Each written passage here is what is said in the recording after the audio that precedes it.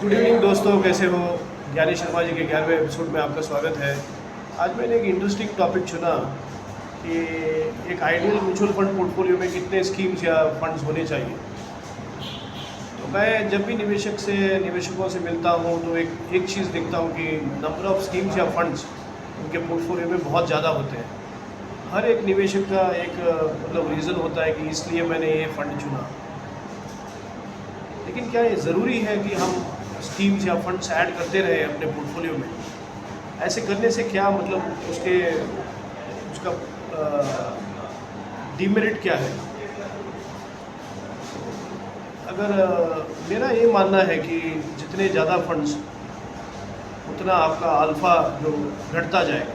Alpha कम होने से आपका जो वेटिंग पीरियड है आपको सुपर रिच बनने के लिए वो ज़्यादा होता रहेगा।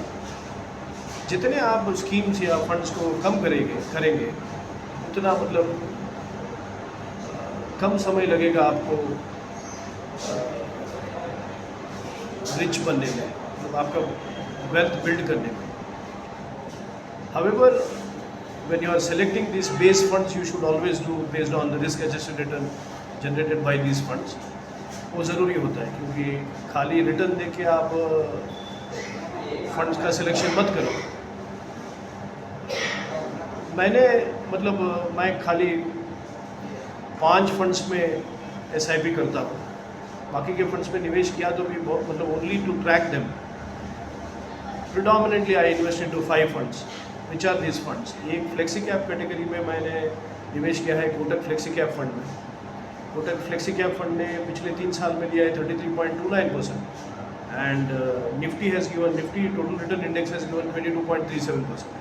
तो अगर आप देखोगे 10.92% is the alpha generated by the fund manager. Small cap category में मैंने चुना SBI स्मॉल कैप फंड ने दिया around 35.9% return in the last 3 years and since inception भी देखोगे आप fund has delivered return of 20.87% compare to the benchmark of 12.86। Large and mid cap category में मैंने एक अच्छे परफॉर्मर को चुना, Baroda BNP Paribas large and mid cap fund. Since inception the fund has been outperforming the benchmark considerably। The benchmark has given 13.6% return and the fund has generated around 28%। पिछले 3 साल में भी फंड ने बहुत ही अच्छा return दिया, 42% return, in excess of 42%। Blue chip में मैं हमेशा ICICI Pru ब्लू चिप में बना रहा। ICICI Pru blue chip fund in the last 3 years has given 37% return and balance advantage category में मैंने चुना Edelweiss balance advantage fund which is always a consistent performer। That's why it comes in the top funds, top schemes when you choose schemes based on the risk adjusted parameter, not purely on the returns parameter। So in addition to this you can add one equity saver fund। However you need not do SIP in that। SIP भी कर सकते हो, ऐसा नहीं करना है, कर सकते हो। And then you can add one mid cap fund and one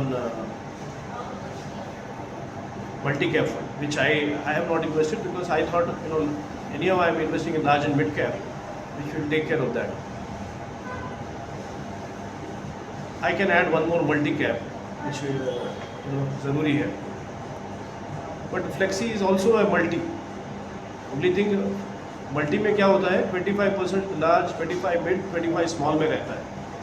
Whereas Flexi has large, mid and small all the things।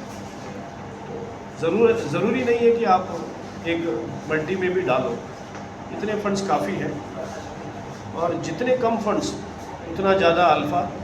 अगर आपका मतलब जो आपने चुना वो funds have a very good track record, based on that always select A scheme with a track record end fund manager fund team track record, research कैसा है उनका, वो सब देख के अलग अलग पैरामीटर्स देख के रिस्क एडजस्टेड रिटर्न कितना है वो सब देख के आपको किस में मुझे निवेश करना है वो बेस स्कीम्स सिलेक्ट करके उसी में मतलब ऐड ऑन करते जाइए। आपके पास लमसम भी है उसी फंड में उसी मतलब percentage wise keep adding and maintain your asset allocation as I explained in the earlier episodes.